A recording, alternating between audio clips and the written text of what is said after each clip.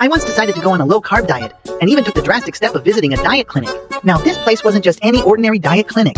It was where the truly hardcore dieters went. People who treated shedding belly fat like it was an Olympic sport. And the gold medalist? A guy who was practically married to the gym. He'd probably moved in with the treadmills at this point.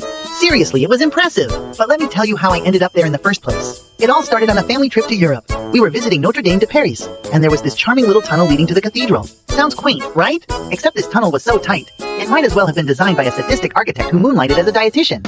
As I approached, I realized with horror that I might actually get stuck. The thought of becoming a permanent tourist attraction made me want to turn around and run. Oh, so that's why you decided to go on a diet? Not exactly. I couldn't fit through the regular way, so I thought I'd try sidestepping in, like a crab. I took a deep breath, sucked in my belly, and somehow managed to squeeze through. But the walls were pressing in so tight, I felt like I was being turned into a human pancake. Oh, so that's why you decided to diet? No! Ha ha ha! The real trouble began when I couldn't hold my breath any longer. The second I exhaled, I got jammed in there like a cork in a wine bottle. So I took another deep breath, squeezed in a bit more, but every time I breathed out, I'd get stuck again. It was like playing a terrible game of Tetris, where I was the block that just wouldn't fit. Oh, so that's why you decided to diet? Still no. Ha ha ha! And if that wasn't bad enough, the entire line of tourists behind me started to back up. There were people from every corner of the globe, stuck in this medieval torture device, all because I couldn't move forward.